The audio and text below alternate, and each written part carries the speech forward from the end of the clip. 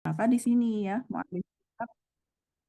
mu'alif kitab menempatkan pembahasannya ini secara proporsional. Dikatakan ikhtalafal ulama'u fi sotil mar'ah ya. Ternyata para ulama itu memang ada perbedaan pendapat gitu ya. Ada berselisih pendapat ketika membahas tentang suara para perempuan gitu ya.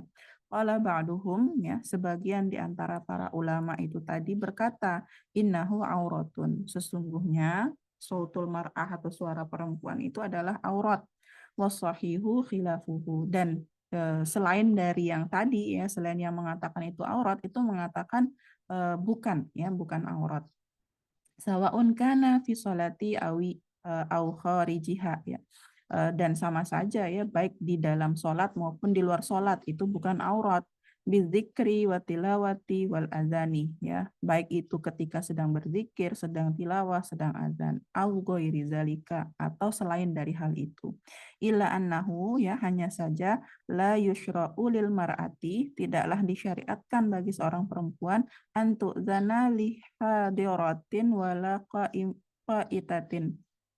Ya, tidak kemudian disyariatkan apa bagi perempuan, tidak disyariatkan untuk mengumandangkan azan gitu ya, untuk sholat pada waktunya maupun sholat qada ya, sholat apa namanya, sholat yang memang dikerjakan di waktunya ataupun sholat qada, la munfaridatan wala fi jama'atan ya, bukan jama'atin, bukan sholat yang munfarid atau sholat yang sendiri, dan bukan juga pada sholat berjamaah gitu ya.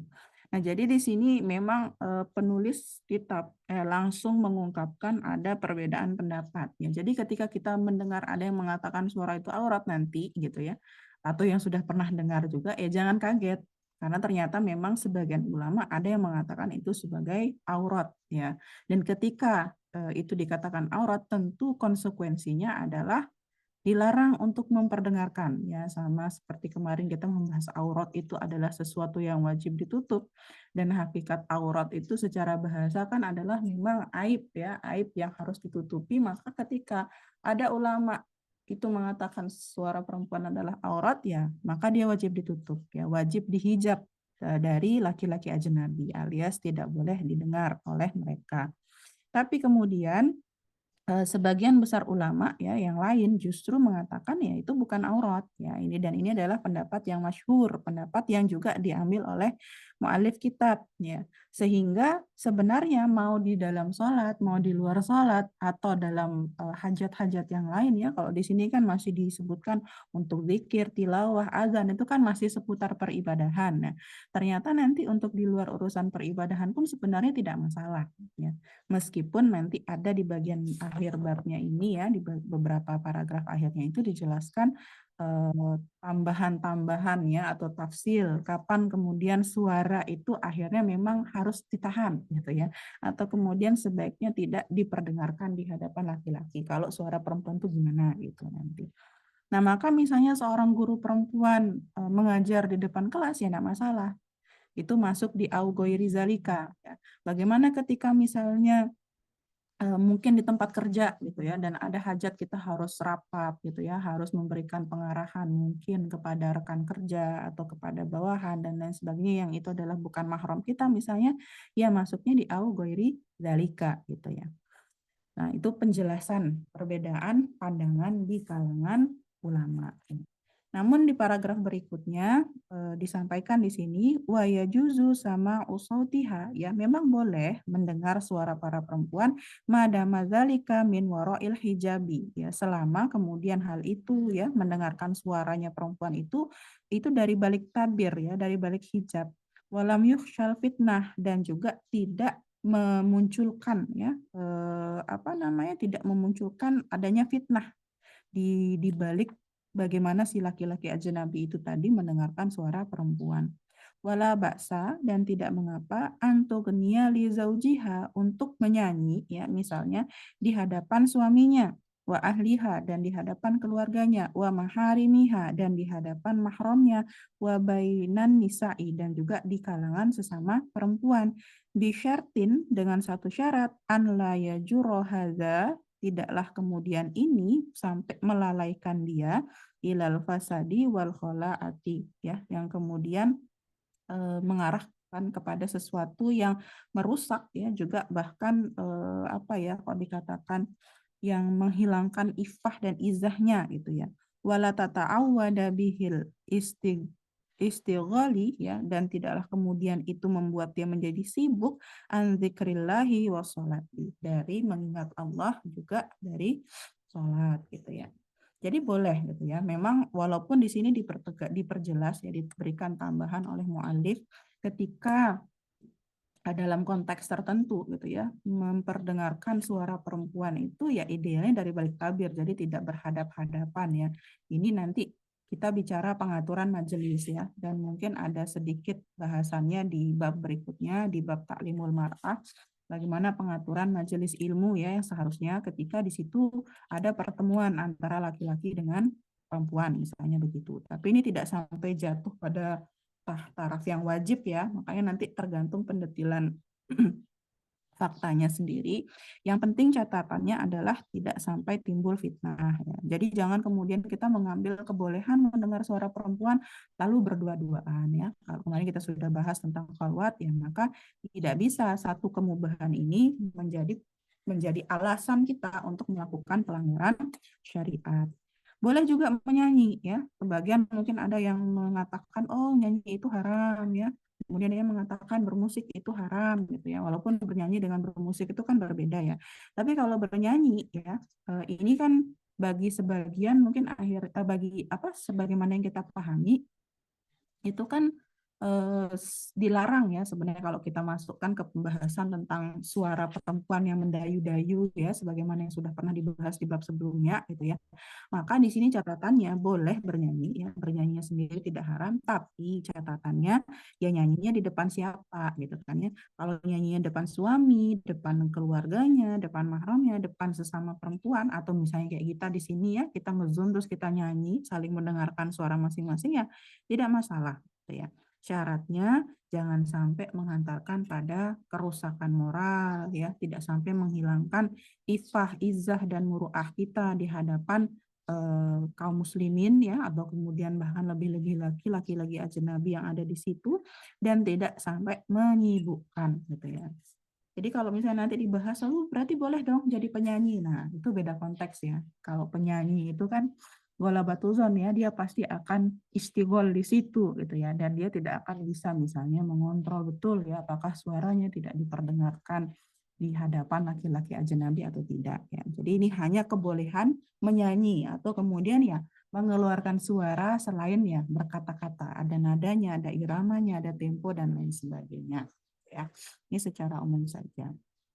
Nah, bagaimana kemudian penulis kitab ini bisa menyimpulkan bahwa sautul mar'ah itu adalah sesuatu yang sahih gitu ya, bukan aurat gitu ya. Apa namanya? Dilihat dari bagaimana kemudian praktek para sahabat dan sahabiyah ya. Bagaimana kehidupan para ummahatul mukminin ya, juga kemudian para sahabiyah di tengah-tengah kehidupan para sahabat saat itu ya, baik ketika masih ada Rasulullah Shallallahu alaihi wasallam atau ba'da wafatnya beliau Shallallahu alaihi wasallam gitu ya. Yang kita ketahui kan para ummahatul mukminin itu dan para sahabat itu adalah orang-orang yang memiliki keimanan luar biasa. Ya bahkan beberapa ummahatul mukminin itu atau kemudian putri baginda Rasul itu kan kemudian dikatakan sebagai pemimpin para perempuan di surga nanti gitu ya. Maka kan kita tidak meragukan sedikit pun kredibilitasnya gitu ya. Bagaimana kualitas iman serta ketakwaannya gitu ya. Diketahui juga beliau semua itu adalah orang-orang yang khusyuk gitu.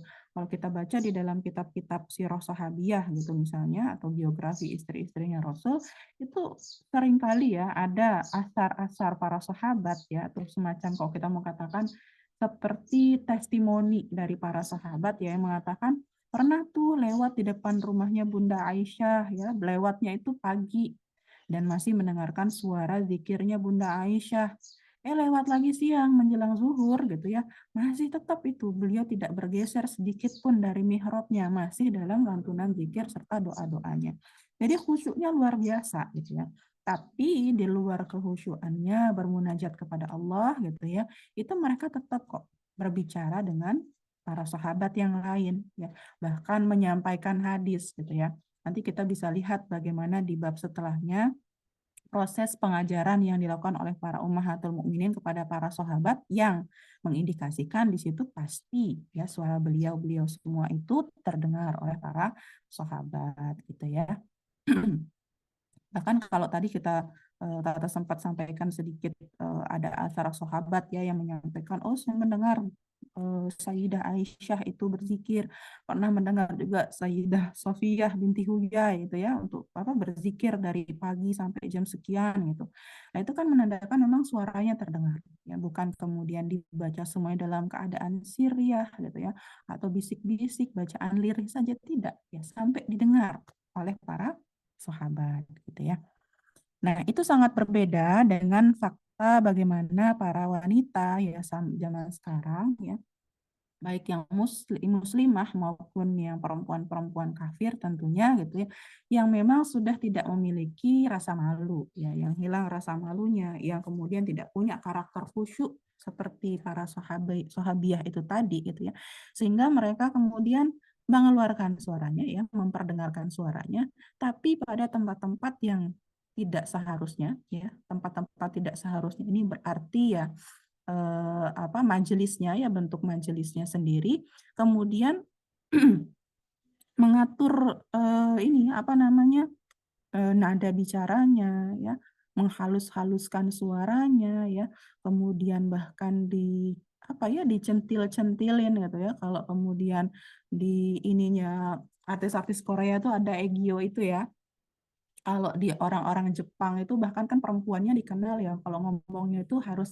harus gimana gitu caranya. Nah, itu adalah sesuatu yang tidak dikenal di dalam Islam ya, tidak dibenarkan. Jadi meskipun suara perempuan bukan aurat, tapi bukan berarti boleh diubah-ubah sehingga menarik perhatian laki-laki ajnabi seperti itu. Lalu bagaimana ketika laki-laki itu ya, laki-laki muslim mendengar suara perempuan yang seperti itu, maka sebenarnya bagi mereka menurut mu'alif kitab itu adalah sesuatu yang haram ya. Ketika para laki-laki muslim mendengarkan suara perempuan yang kayak begitu, harusnya mereka tinggalkan itu ya, mereka segera menjauh dari itu ya. Berlakulah hadis ya, man ra'a minkum munkaron ya, kalau lihat itu di hadapannya dia ada perempuan yang memain-mainkan nada, kemudian intonasi dan lain sebagainya, ya maka diubah. Kalau tidak bisa diubah, maka segera tinggalkan majelis itu. Karena itu nyata sekali bahayanya. Di sini mu'alif mengatakan itu punya bahaya yang sangat besar. Bahaya yang besar terhadap apa? Fihi min adroril fihi minal adrori alal akhlak ya, ada doror yang sangat besar terhadap akhlak gitu ya, yang kemudian bisa menimbulkan berbagai macam hasil-hasil yang buruk ya, annata iji asaiati ya alal mujtama. Jadi bukan cuma yang dengar yang akan dapat efek buruknya, tapi masyarakat secara keseluruhan. Karena ketika nanti ada satu yang menikmati itu, ya, maka kan akan menjadi legitimasi ya bahwa kan katanya mubah, ya, kan katanya boleh satu orang menikmati, ya, kemudian satu orang ini cerita ke temannya, cerita lagi ke yang lain, terus itu ya sampai kemudian berkembang bahwa ternyata menikmati suara perempuan yang sudah tidak pada tempatnya itu tadi ya akan menjadi bi'ah di masyarakat sebagaimana yang kita temukan sekarang gitu ya. Bahkan kalau dulu itu Tata pernah mendapatkan maklumat ya bahwa ada itu profesi kalau kita mengenalnya ya, mohon maaf, misalnya PSK itu kan menjajakan tubuhnya ya. Ada jasa layanan apa namanya pemuas pemuas gorizah jinsiahnya laki-laki itu lewat suara. Ya, jadi apa ya namanya Tata lupa, tapi itu pernah pernah populer dulu dan sepertinya masih ada juga sekarang gitu ya. Itu menelpon ke nomor tertentu untuk kemudian nanti di apa? Diberikan layanan suara-suara para perempuan yang kemudian bisa memuaskan hawa nafsu laki-laki. Nah, kan itu sudah tidak masuk pada kebolehan suara mendengar suara perempuan atau si perempuan memperdengarkan suaranya kepada laki-laki ajnabi ya. Jadi batasannya tentu adalah batasan kewajaran ya, tidak sampai memunculkan syahwat atau memunculkan ketertarikan di hadapan laki-laki ajnabi ya, itu bisa menghantarkan pada maksiat. Dan apa namanya, ini mungkin menjadi tantangan tersendiri juga bagi kita ya, ketika sekarang yang namanya lagu-lagu, nyanyian, atau dunia entertainment lah kita katakan gitu, itu menjadi sesuatu yang dikapitalisasi dan menarik minat banyak orang gitu ya, dari generasi muda sampai yang tua gitu kan ya. Itu menjadi tantangan bagi apa? Tantangan bagi dakwah Islam ya, tantangan bagi kita yang ingin kemudian mengembalikan kehidupan Islam, dan ternyata untuk perkara-perkara yang sederhana begini gitu ya, ini kan satu perkara fikih yang sangat kecil gitu ya, di antara sekian banyak fikih-fikih Islam lainnya gitu ya. Ternyata kaum muslimin masih sulit untuk melepaskan diri dari hal-hal seperti itu ya. Nauzubillah. Oke, itu untuk pembahasan suara perempuan. Ada yang mau didiskusikan mungkin? Ya, watifillah itu penjelasan tentang suara perempuan. Jadi memang kadang banyak orang yang menyepelekan, tapi ternyata ini juga bisa mengandung fitnah bahkan pada kerusakan masyarakat ya Mbak Taya. Ya. Apalagi ya banyak fasilitas ya di era kapitalisme hari ini yang menghantarkan para perempuan itu untuk menjadi apa ya, objeknya laki-laki gitu. Dan itu di suaranya pun itu ada gitu ya. Bahkan banyak aplikasinya ya. Dari Oh. teman-teman berkenaan dengan aurat suara perempuan ini, apakah ada yang mau didiskusikan?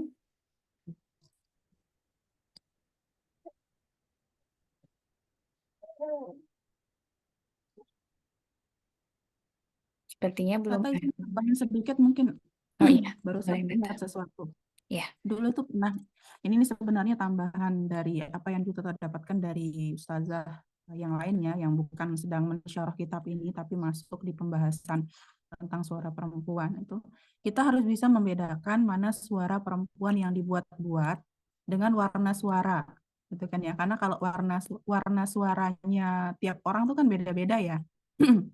Ada orang yang memang ya sehari-hari suaranya memang begitu, suaranya misalnya serak-serak basah gitu ya, suaranya agak berat, suaranya mungkin gimana ya, kan macam-macam tuh ininya, tiap orang kan beda-beda.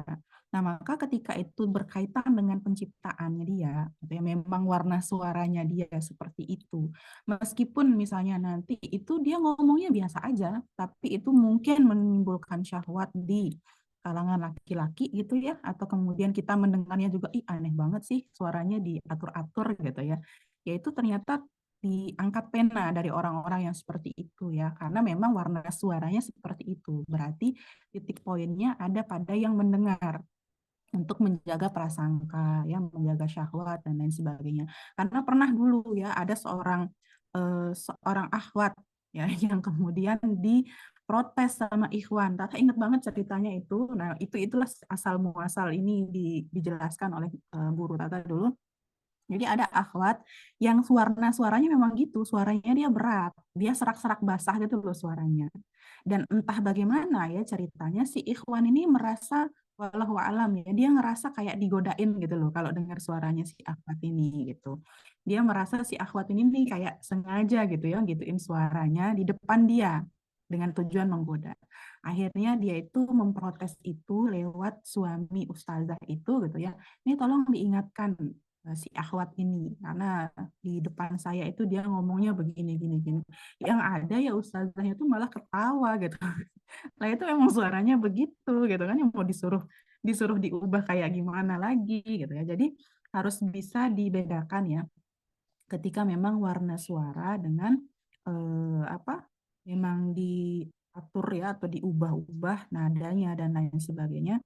Dan ini tentunya tidak bisa kita pukul rata ya, ketika kita mengatakan ih suaranya ini banget gitu ya, harus kita perjelas apakah memang itu faktor penciptaan dia dari Allah, memang suaranya seperti itu atau bagaimana. Karena Tata pernah itu dapat juga cerita ini, pernah dapat fakta gitu ya, ada teman Tata, Tata pikir dia lagi flu, Tata pikir dia lagi flu dan batuk, makanya suaranya seperti itu pas pertama kali ngobrol sama dia gitu. Ternyata ngobrol 2 kali, 3 kali, 4 kali dan seterusnya suaranya memang begitu gitu kan. Yang kalau kemudian mungkin didengarkan oleh laki-laki misalnya, jadi pertama kali Tata tuh kaget, kok suaranya dia dibagikan, kita lagi di majelis ilmu, dan itu majelisnya gabungan, gurunya pun laki-laki gitu ya, ustadz gitu yang jelasin. Nah, terus dia bertanya di majelis itu dengan on mic gitu ya, dia on audio, dia nanya langsung. Terus Hatta tuh heran, kok suaranya begini ya, teman tuh, karena memang nggak pernah dengar suaranya ya, cuman pernah japri-japrian dan lain sebagainya. Kok suaranya gini? Oh, tapi mungkin lagi pilek, lagi batuk gitu kan ya. Karena kedengarannya kayak dihalus-halusin banget gitu kan suaranya. Tapi terus selanjutnya ternyata suaranya memang begitu. Oh, ternyata memang memang diciptakan Allah seperti itu warna suaranya. Jadi ya mau digimanakan gitu kan ya. Jadi harus bisa dibedakan ya. Bukan berarti kemudian nanti akhirnya oh itu tuh temennya Tata itu berarti nggak boleh ngomong tuh di depan laki-laki ya, berbahaya gitu. Nggak juga gitu kan ya. Jadi prasangka maupun ya syahwat yang mendengar itu yang harus dikontrol. Karena bagi si fulan nah itu biasa ya. Itu konteksnya berbeda. Ini Sipa juga dulu pernah ngalamin Bata. Jadi di kantor kan sering meeting online ya pas COVID. Bahkan setelah COVID kan rata-rata online. Ini meetingnya memang jarak jauh dengan teman-teman di Jakarta dulu pas masih kerja. Itu ada yang beneran nyeletuk Bata. Setelah meeting itu si bapaknya dia non muslim. Dia bilang, Sipa suara kamu bagus. Nah, astagfirullahaladzim. Dan Sipa langsung takut Bata. Sipa takut banget itu. Astagfirullah. Kerja Sipa harus kayak gimana ya biar suara Sipa. Nah, tadi Tata ingat buat tambahin itu karena dengar suaranya Syifa, karena suaranya Syifa mirip sama yang cerita waktu itu gitu. Suaranya tuh kayak begitu, makanya nanti kan bisa jadi ada ya prasangka-prasangka ini jangan-jangan Iya. diatur lah suaranya apa gimana. Kan memang ada yang suaranya tuh memang begitu Iya. gitu. Iya Jadi sih, gue harus bener-bener ngerasa takut banget sama pas mendengar itu. Astagfirullah, si Pak udah digimanain lagi suaranya. Udah gitu bapaknya non muslim lagi Bata. ya Allah iya ya, nggak paham syariat kan Iya, to the point aja ngomong ya. terus udah poin Subhanallah. langsung ngomong gitu kan jadi takut sih lah ya. Jadi kalau ketemu beliau tuh takut bawaannya Bata. Astagfirullah. Ya benar-benar Iya. ya kita harus menjaga tapi ya di sisi lain kalau memang itu Allah kasih ke kita fitrahnya suaranya seperti itu berarti dari pihak hewan yang kita apa yang harus mengendalikan gitu ya. Dan pun kita harus lebih menjaga dengan siapa kita bergaul sih ya Mbak Taya. Ya, Ya. tidak juga bermudah-mudahan lah ya maksudnya, walaupun Mm-mm. mubah. Iya, berarti dari awal Villa ada yang mau didiskusikan? Kalau ndak ada, kita lanjut mungkin Bata ke bab berikutnya. Ya, Bismillah kita masuk di bab Ta'limul Mar'ah ya. Di sini mungkin tidak banyak pembahasan seputar seputar fikih atau bagaimana gitu ya. Di sini lebih kepada pandangan beliau nanti untuk mengatur ijtima antara laki-laki dan perempuan ketika konteks ijtimanya itu adalah untuk pendidikan ya, untuk urusan pendidikan. Jadi apa namanya? Mungkin tidak banyak yang Tata bacakan dari sisi paragraf-paragraf yang ada di sini ya, tapi lebih kepada kisah-kisah atau kemudian bagaimana tarikhnya para sahabiah ya ketika berhadapan dengan para sahabat ya dalam urusan pendidikan nanti ya. Ya, sebagian besarnya juga mungkin sudah pernah dibaca sendiri ya, atau diketahui sama teman-teman gitu ya. Jadi ini kenapa mualif kitab ini mengambil atau membuat satu bab tersendiri gitu ya?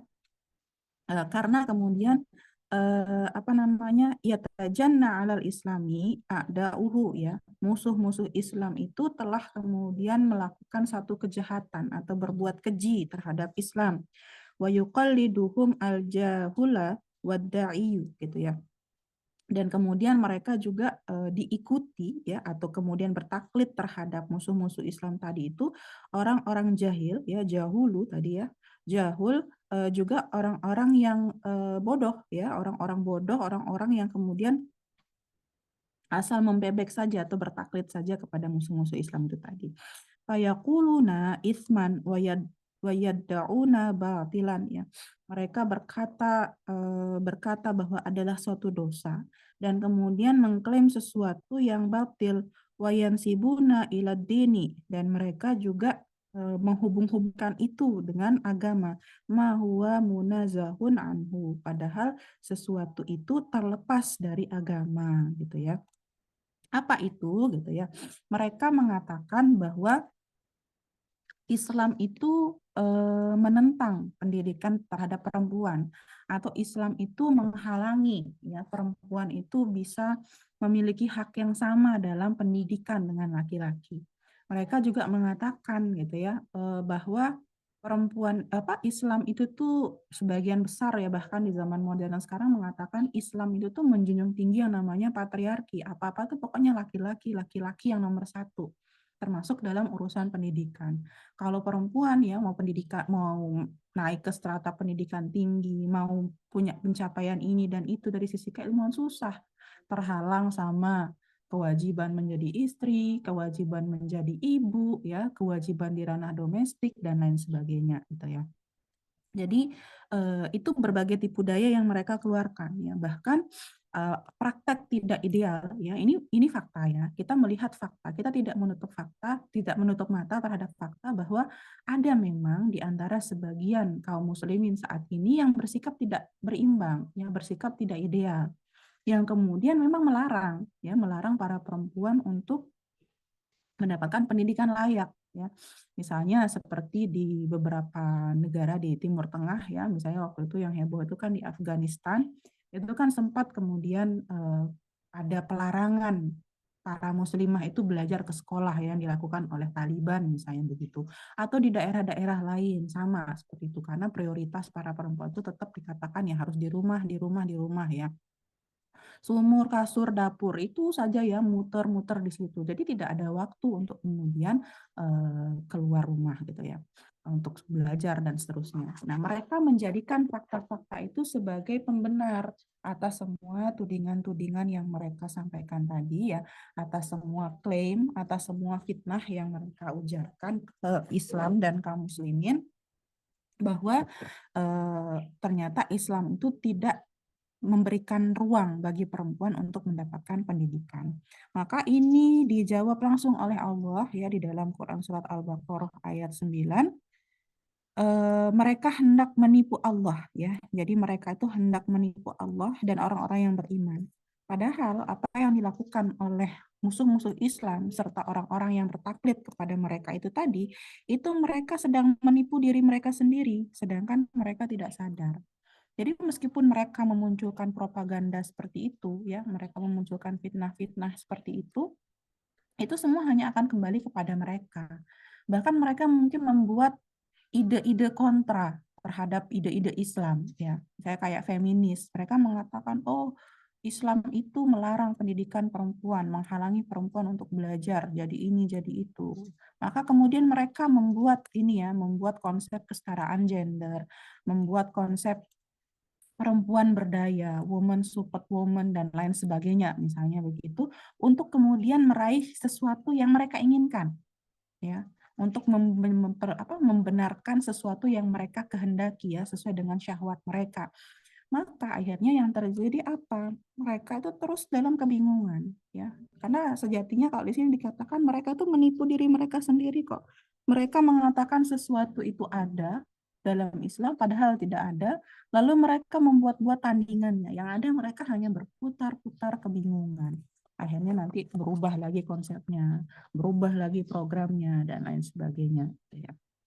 Padahal ya jauh sebelum mereka sekarang memperjuangkan yang namanya hak pendidikan untuk perempuan, atau kemudian sampai ada duta-dutanya gitu ya, untuk kemudian memperjuangkan hak belajar para perempuan di Timur Tengah misalnya seperti yang tadi itu kemudian Rasulullah telah menyampaikan kepada para sahabat dan sahabiah ketika para sahabiah itu menemui Rasulullah ya.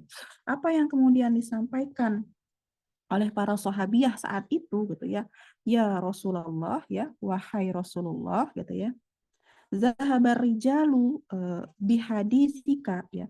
Laki-laki itu telah pergi ya, pergi untuk apa? Pergi untuk membawa hadismu gitu ya, membawa hadis-hadismu.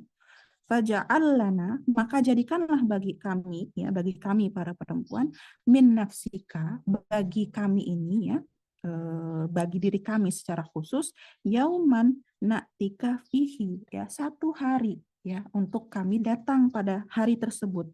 Tu'allimuna mimma 'allamakallah, ya, untuk engkau mengajarkan kepada kami dari apa-apa yang telah Allah ajarkan kepadamu. Ini semacam requestnya para sahabiah saat itu kepada para Rasulullah gitu ya. Dan apa jawabannya Rasul mendengar itu ya? Rasul bersabda, ijtami'na yauma kadza wa kadza. Berkumpullah kalian pada hari yang demikian dan demikian. Fi maudhi'i kadza wa kadza, di tempat ini dan itu gitu ya. Maka ini kan adalah satu cuplik eh, komunikasi atau kemudian hadis yang menunjukkan bahwa apa yang dituduhkan itu tadi, apa yang difitnahkan itu tadi adalah suatu kebohongan besar.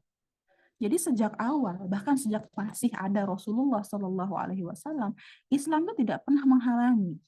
Islam itu hanya kemudian melakukan pengaturan, ya, melakukan pengaturan sedemikian rupa agar kemudian proses pendidikannya para perempuan atau proses belajarnya perempuan itu tidak sampai membuat mereka terlalaikan dari kewajiban-kewajiban mereka yang lain, yang mana kewajiban-kewajiban itu harus tegak, ya namanya kewajiban harus tegak, dan yang kedua kewajiban-kewajiban itu menjadi sebab kemuliaan luar biasa bagi mereka.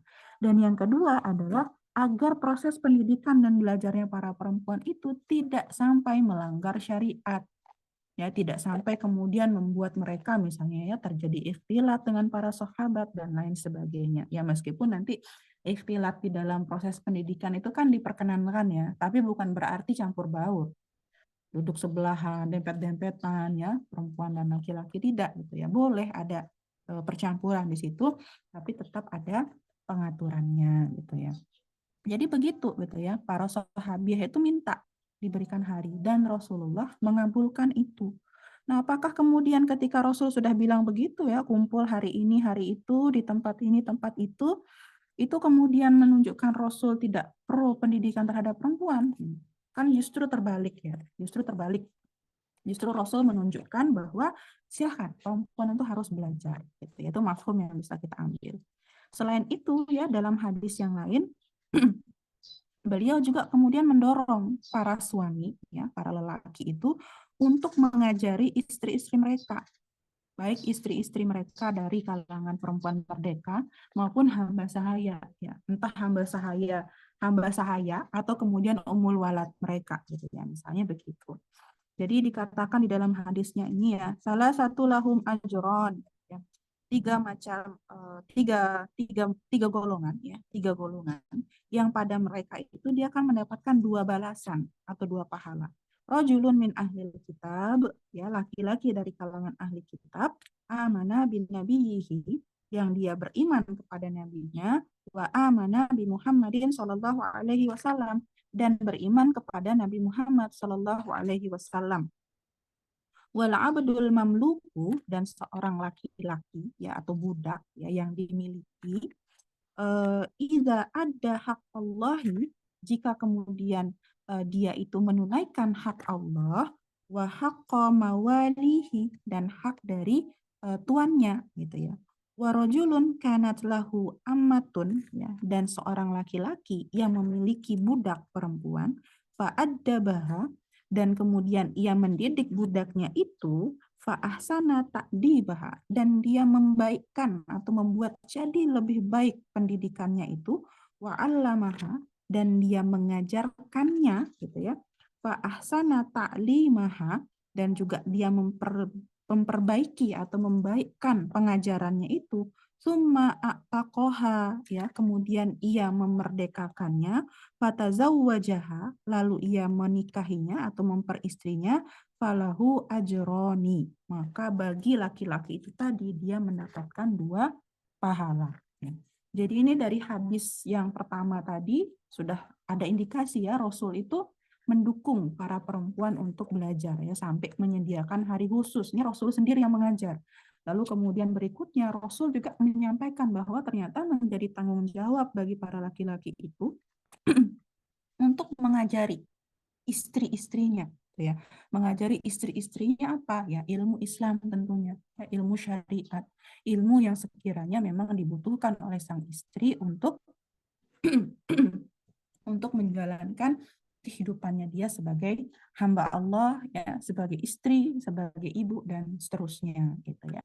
Jadi sama sekali tidak ada gitu ya dalil-dalil yang kemudian mengindikasikan pelarangan-pelarangan perempuan untuk mendapatkan hak pendidikan. Kalaupun kita ada menemukan tadi praktek-praktek tidak ideal, yaitu murni berarti dari praktek manusianya sendiri yang bisa jadi keliru dalam memahami dalil atau bisa jadi tidak proporsional dalam menempatkan syariat-syariat seputar perempuan atau sebaliknya memang ingin memperturutkan hawa nafsu mereka ya. Nah, jadi dari hadis yang kedua ini bahkan kita bisa menarik kesimpulan sebenarnya hukum asal pendidikan perempuan ya bil khusus yang sudah menikah itu beban utamanya ada pada laki-laki ya.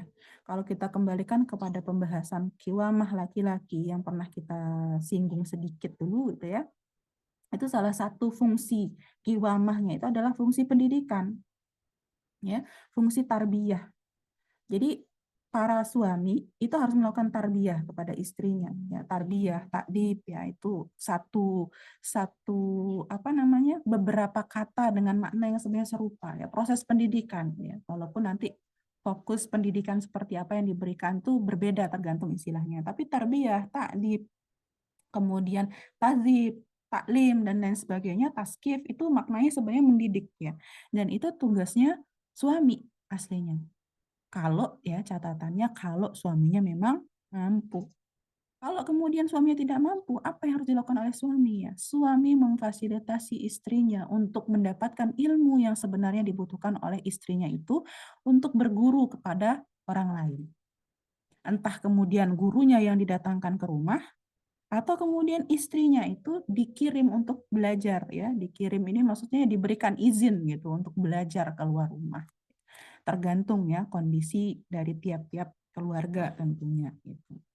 Atau kalau sekarang ya, kalaupun suami tidak bisa mengajar, tidak bisa mendatangkan guru ke rumah ya, banyak opsi-opsinya untuk kemudian belajar secara online misalnya, atau seperti kita ya yang duduk bareng nih tiap Kamis pagi di sini ya, yang sudah bersuami dan diizinkan oleh suaminya, alhamdulillah ya, suaminya berarti sedang mengamalkan hadis ini gitu ya, sedang menjalankan tugasnya untuk mentarbiyah istri gitu. Nah, ini kita bisa dapatkan juga fakta, ya, ini langsung berangkat ke fakta tadi dari hadis-hadis Rasulullah. Maka fakta berikutnya, gitu ya, wa kana fi ummahatil mu'minina radhiyallahu anhunna, dan adalah pada ummahatul mukminin, semoga Allah meridhoi mereka semua, gitu ya, man taqra'u wa taktubu, ya.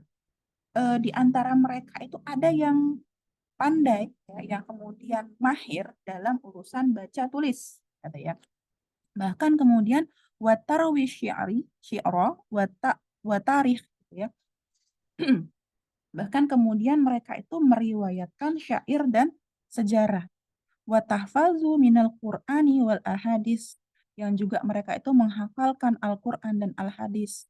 Ma yarji'u ilaihi kibarus sahabati, yang kemudian para sahabat ya, tokoh-tokoh sahabat, sahabat-sahabat besar itu kemudian merujuk kepada para sahabiah ya, atau kemudian para sahabiah, para ummahatul mukminin itu menjadi rujukan para sahabat fi tashri'i minal umuri allati ma kana yuttali'u 'alaiha minan nabi sallallahu alaihi wasallam ghairuhunna ya.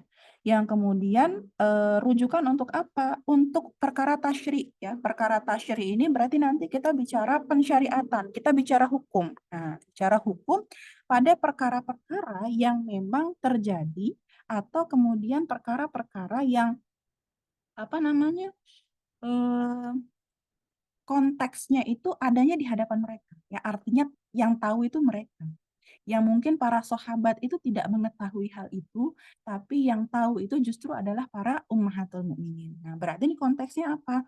Urusan rumah tangga, bagaimana Rasul itu melakukan interaksi dengan para istri, bagaimana Rasul kepada anak dan cucunya, bagaimana kemudian urusan-urusan yang khusus seputar kemuslimahan ya, yang kalau kita pernah bahas itu kan masalah haid, nifas, ya sholat, bersuci, menyusui dan lain sebagainya. Itu kan bisa jadi adalah hal-hal yang tidak didengar langsung atau tidak dilihat langsung oleh para sahabat ya, oleh para laki-laki yang ada di sekitar Rasulullah. Tapi yang menyaksikan itu atau mendengarkan itu adalah istri-istri beliau, entah lewat pengalaman langsung ya atau lewat diskusi yang terjadi di rumah istri-istri beliau. Jadi ya bahkan perkara tasyrik yang sekarang kita ini sudah tinggal baca ringkasannya ya, baca rangkumannya. Dari mana kemudian misalnya kita tahu hukum dari mana kita tahu bahwa Rasulullah itu bersikap lembut sekali kepada istri. Dari mana kita tahu Rasul itu mandi dengan satu bejana bersama istrinya. Bagaimana Rasul itu kemudian muasyarah bil ma'ruf dengan istrinya dalam keadaan haid dan dalam keadaan tidak haid. Itu ya dari para istri beliau, dari Ummahatul Mukminin. Dan dari mana sahabat kemudian bisa meriwayatkan itu, gitu kan ya? Karena nanti kalau kita baca hadisnya pasti ada sahabat ya. Kalau misalnya kita an sahabat ini, an sahabat itu, an istri Rasul. Nah, misalnya begitu kan kalau dari hadisnya. Nah, berarti kemudian kan para sahabat itu bertanya. Para sahabat itu berguru kepada Ummahatul Mukminin untuk kemudian mendapatkan periwayatan-periwayatan dalam urusan domestik ya. Itu juga yang kemudian nanti kalau dalam kaidah usul fikih ya sangat-sangat diperhatikan apakah ini perkara urusan domestik ya, urusan rumah tangga atau non domestik ya, domestik atau publik. Ketika pernah ada di dalam ini ya, di ketika pembahasan tentang hukum apa itu? Hukum musafahah misalnya ya, hukum musafahah atau hukum berjabat tangan antara laki-laki dan perempuan. Kalau di dalam kitab Nizamul Ijtimai itu gitu ya, memang di situ kan ada perbedaan pendapat ya, perbedaan pendapat tentang mubah atau haram. Karena ada perbedaan dalil yang seolah-olah sangat kontradiktif gitu ya. Kalau kemudian menyentuh perempuan yang bukan mahram, maka nanti akan diazab gini gini gini gini. Lalu kemudian Bunda Aisyah itu juga pernah meriwayatkan ya, mengatakan aku tidak pernah melihat sama sekali Rasulullah itu menyentuh perempuan yang bukan mahramnya. Lalu kemudian ada hadis yang lain yang kok kayaknya menyelisihi apa yang disampaikan Bunda Aisyah yang mengatakan bahwa Rasulullah itu menjabat tangan seorang sahabiah ya, atau para sahabiyah yang datang di Baiat Aqobah. Lalu siapa? Apakah kita kemudian bilang yang bohong Bunda Aisyah atau yang bohong sahabat ini? Jadi bukan perkara bohong tidak bohong sebenarnya Akhwatifillah. Tapi yang satunya ini Bunda Aisyah sedang ngomong untuk perkara domestik. Beliau ini ngomong untuk sesuatu yang beliau lihat di rumah. Dan memang di rumah itu Rasulullah itu tidak pernah menyentuh perempuan yang bukan mahramnya. Tapi di luar itu, ketika tidak dilihat oleh Bunda Aisyah, yang mana memang Bunda Aisyah tidak ada di lokasi, gitu ya, tidak ada di Bukit Aqobah itu, para sahabat menyaksikan sendiri. Rasulullah perempuan itu menarik tangan ya, menarik tangannya yang sudah terulur kepada Rasulullah ketika akan baiat. Berarti kan sudah ada baiat di situ, sudah ada proses musafahah itu tadi gitu. Maka ketika posisinya begini antara riwayat Bunda Aisyah dengan riwayat sahabat dan ini adalah untuk sesuatu yang terjadi di ranah publik, maka yang dimenangkan atau dikuatkan ya kalau dalam proses istinbat itu yang dikuatkan itu adalah pendapatnya sahabat atau riwayat dari sahabat. Karena meskipun ada riwayat Bunda Aisyah ya bukan berarti Bunda Aisyah bohong gitu ya, tidak mungkin berbohong gitu ya, tapi itu konteksnya dalam kehidupan domestik. Nah, jadi nanti kita mengetahui riwayat itu dari siapa ya, termasuk ketika itu dari Ummahatul Mukminin, maka ketika perkara yang dibahas adalah perkara domestik, maka yang dikuatkan adalah riwayat dari Ummahatul Mukminin, biasanya begitu. Tapi kalau ini perkara yang sifatnya di ranah publik, maka yang dikuatkan adalah pendapat dari para sahabat. Kalau dalilnya atau hadisnya itu terlihat bertentangan. Ya. Pada beberapa konteks soalnya sering seperti itu. Ini sedikit ya, sekelumit tambahan cerita. Kalau misalnya ada istinbat hukum gitu ya, kemudian kelihatan dalilnya kok satunya ngomong timur, satunya ngomong barat. Nah, gimana gitu ya? Membedakan apakah ini ihwal domestik dan ihwal publik itu bisa membantu kita untuk memilih harusnya riwayat siapa yang kita ambil. Jadi kalau para sahabiah ya bil khusus Ummahatul Mukminin itu kemudian ya untuk urusan-urusan domestik ya riwayatnya sangat-sangat dikuatkan gitu ya. Lalu kemudian di bagian berikutnya dikatakan di sini wa inna Aisyata shadiqata ya.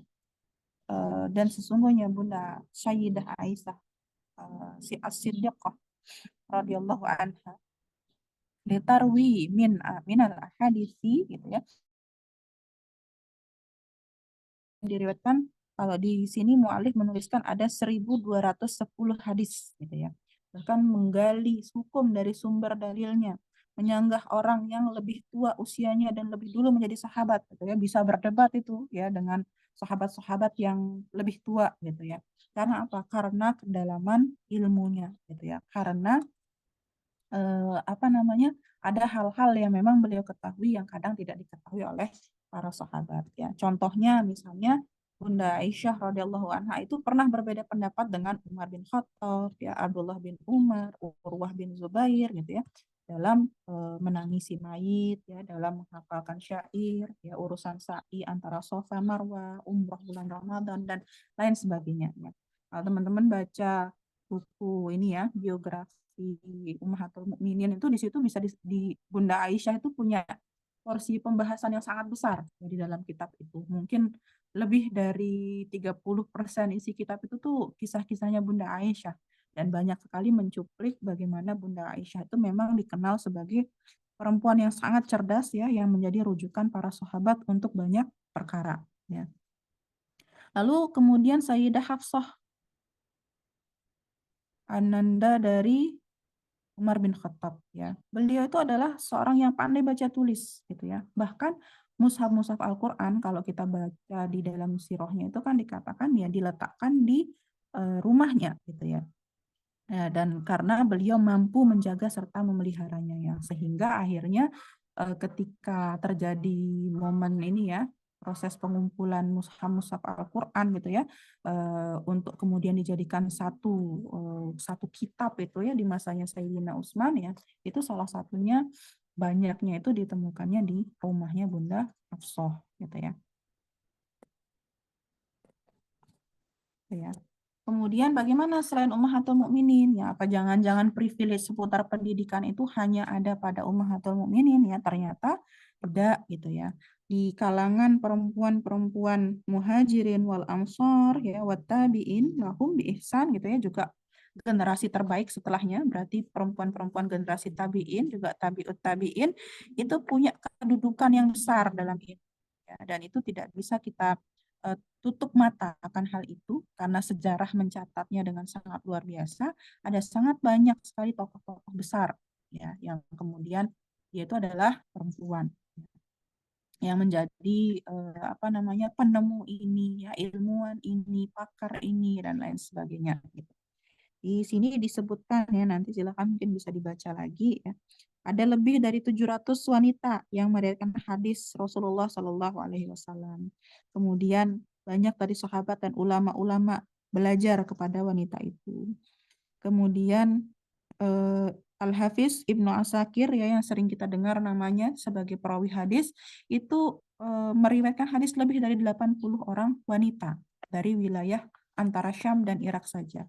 Jadi kalau proses periwayatan hadis itu dulu para ulama ya atau generasi-generasi terbaik kaum muslimin ya, itu keliling ya, dia keliling ya melakukan safar dari satu tempat ke tempat lain untuk kemudian melakukan semacam cross check hadis.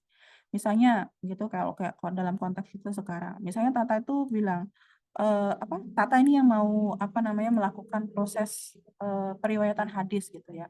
Tata akan keliling ke perawi yang satu, datang dulu ke situ. Ini benar enggak Rasul mengatakan begitu? Oh iya, saya mendengarnya waktu itu, saya mendengar dari ini gitu kan ya. Kalimatnya begini.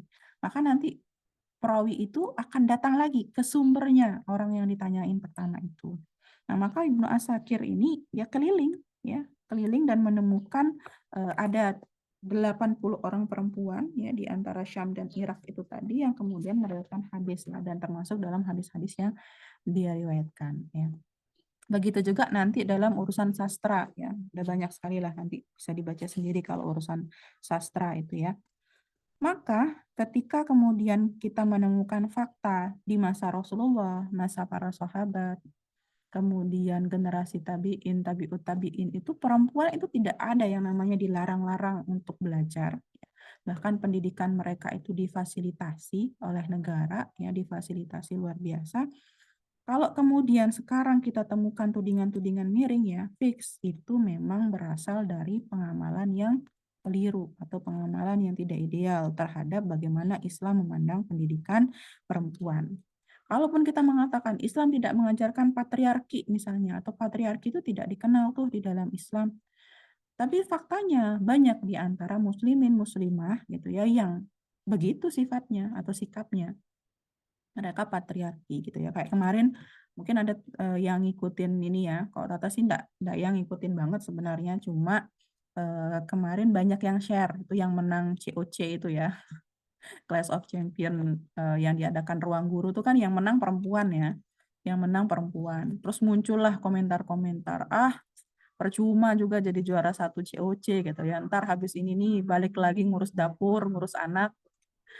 Terus ya juara satu COC, tapi hafalan Qurannya gimana? Nanti ngajarin anaknya pakai apa? Yang dimenangkan ini loh tidak ada kaitannya dengan kesolihan anak ya dan seterusnya. Lalu feminis mulai geram dengan hal-hal seperti itu gitu ya. Feminis bilang, nah muncul nih kalangan patriarki ya, yang tidak senang kemudian para perempuan itu punya prestasi, apalagi prestasi dalam bidang pendidikan kayak begini. Jadi memang kita hidup di dunia yang tidak ideal gitu ya. Yang kemudian akhirnya perspektif yang dipakai oleh mereka ya, hatta mereka adalah seorang muslim, itu tidak lagi berdasarkan syariat Islam ya. Tapi kita juga ketika mengatakan Islam tidak sama sekali melarang perempuan untuk mendapatkan pendidikan setinggi-tingginya, bukan berarti kita akhirnya juga mengapresiasi ketika ada seorang muslimah yang demi urusan pendidikannya dia sampai kemudian meninggalkan kewajibannya. Ya, jadi tetap harus ditempatkan secara proporsional. Pendidikan dalam Islam itu nanti kan bisa jadi belajar di dalam Islam itu bisa jadi hukumnya fardu ain, bisa jadi fardu kifayah, bisa jadi sunnah, ya bisa jadi mubah. Atau bahkan bisa jadi kemudian jatuh pada keharaman proses belajarnya itu. Ketika untuk mendapatkan ilmu-ilmu yang hukumnya itu adalah ilmu mubah, dia malah misalnya meninggalkan kewajibannya dia sebagai istri, sebagai ibu, ya, meninggalkan kewajibannya dia sebagai pengemban dakwah dan lain sebagainya. Jadi memang harus ditempatkan secara ideal. Jadi kita tidak akan nyinyir berlebihan, kita juga tidak akan mengapresiasi berlebihan gitu ya, tapi bisa menempatkan semuanya secara proporsional. Dan memang sekarang sih agak-agak dilematis ya kayaknya ya, dilematis kita mau merespon fenomena seputar pendidikan dan belajarnya para perempuan. Nah, terakhir di sini yang disampaikan oleh mu'alif itu adalah tentang proses belajarnya ya atau pengaturannya ya. Kalau yang kita pahami kan memang boleh ya, salah satu ikhtilat yang diperbolehkan dalam syariat itu adalah dalam urusan pendidikan. Tapi seperti yang Tata sampaikan di awal tadi ya, bolehnya ini bukan berarti kemudian bercampur baur. Karena kapan hari pernah ada ya satu video yang cukup viral itu. Ketika belajar tentang seminar tentang keluarga muslim ya kalau tidak salah. Belajar tentang couple-couple gitulah gitu ya. Jadi posisi duduknya itu bukan diatur misalnya para suami di kanan, para istri di kiri, atau para suami di depan, para istri di belakang, tidak. Tapi sebelah-sebelahan gitu ya. Sebelah-sebelahan dan antar pasutri itu enggak ada kayaknya enggak ada lorong pemisahnya gitu misalnya ya. Jadi dempet akhirnya kan istrinya itu nanti akan dempet dengan suaminya orang terus begitu gitu kan ya. Karena pengaturan dari panitianya itu seperti itu. Nah, apakah sebenarnya yang kayak gitu termasuk ikhtilat yang dibolehkan? Ternyata sebenarnya tidak kalau disampaikan di sini gitu ya. Jadi meskipun dikatakan boleh terjadi ikhtilat pada waktu belajar, Tapi harus dihindarkan betul situasi-situasi yang kemudian bisa memunculkan aktivitas lain di luar aktivitas pembelajaran atau memunculkan interaksi-interaksi yang tidak berkenaan dengan urusan pendidikan. Jadi sebenarnya yang dibolehkan nanti ada ikhtilat itu kan antara guru dengan muridnya, ya enggak? Tapi kalau antar murid, kan mereka tidak punya hajat sebenarnya saat itu ya. Misalnya murid laki-laki dengan murid perempuan itu tidak punya hajat saling mendidik di situ gitu kan ya. Karena yang punya punya hak apa namanya punya punya keluangan untuk kemudian ikhtilat di situ adalah gurunya ke muridnya atau muridnya ke gurunya ketika bertanya misalnya begitu. Tapi kalau antar murid, maka mereka harus diatur. Tidak boleh ada ikhtilat yang kemudian terjadi percampur bauran seperti tadi itu. Ya, silakan bisa diatur perbedaan posisi duduknya. Atau seperti Rasulullah tadi ya, ketika mengatur jadwal belajarnya para sahabat, dipisahkan harinya, dipisahkan gedungnya mungkin, tempatnya, dan lain sebagainya. Atau bila memungkinkan, memang dipisah secara total. Di sini yang belajar akhwat, pengajarnya akhwat semua. Kalau ikhwan itu mungkin gedungnya lain, bahkan tempatnya lain gitu ya. Dan apakah yang seperti itu tidak ada di dalam sistem sekarang? Masih ada. Meskipun sangat-sangat langka gitu ya, masih ada kok gitu ya. Para ulama yang dijaga oleh Allah ya untuk tetap berpegang pada syariat, hatta kemudian yang lazim di masyarakat itu tidak masalah tuh campur baur gitu ya, kegiatannya bareng-bareng aja, belajarnya bareng-bareng gitu ya. Ada kok masih ulama yang kemudian Allah jaga sehingga kemudian melakukan pengaturan di pondok pesantrennya, di asramanya itu benar-benar dipisahkan secara total.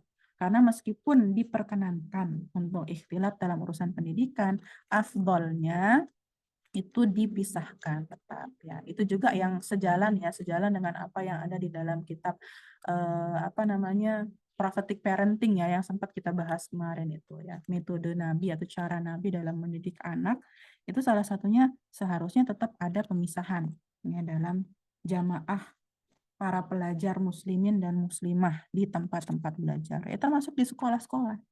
Tambahan sedikit juga ya, kapan sih harusnya dimulai pemisahan itu? Sedini mungkin ternyata ya.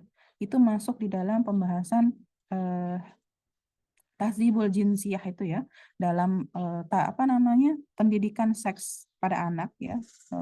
Untuk kemudian membuat mereka bisa paham bahwa kehidupan mereka itu invisol dari laki-laki ya, yang perempuan ini invisol dari laki-laki, yang laki-laki invisol dari perempuan, maka salah satunya dalam pendidikan pun ya seharusnya mereka dibiasakan. Ya.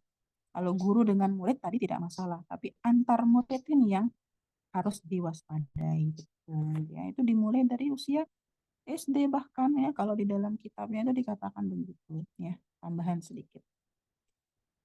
Oke, itu silahkan kalau ada yang mau didiskusikan. Ya, Masya Allah ya. Luar biasa Islam memosisikan perempuan dalam bermajelis ilmu gitu ternyata ya. eh Makin merasa bersyukur seharusnya kita ketika Allah mengatur melalui syariatnya yang dicontohkan oleh Rasulullah gitu ya. Bukan malah apa ya, makin mundur dan gentar dengan apa pernyataan-pernyataan feminis ya. Karena banyak sekali yang kemudian gentar dengan pernyataan feminis ini banyak yang memang harus kita lawan gitu ya.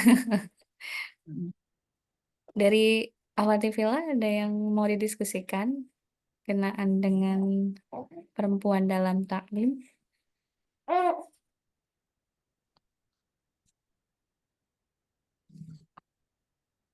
Belum ada. Ya, itu fakta yang terakhir kemarin ya, Bata, yang berkenaan salah satu majelis yang itu isinya suami istri gitu ya.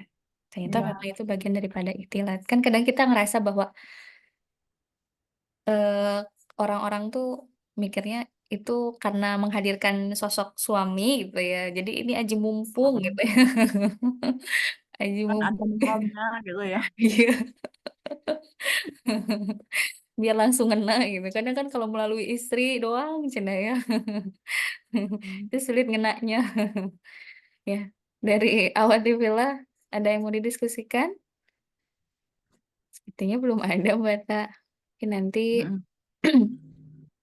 kita bisa review ya kalau teman-teman yang hari ini hadir kita coba review ya teman-teman, apa yang kita kaji hari ini bisa dituliskan melalui status, postingan Instagram mungkin ya, atau Facebook. Nanti bisa di-tag ke Mbak Tanya atau ke Siva juga boleh ya.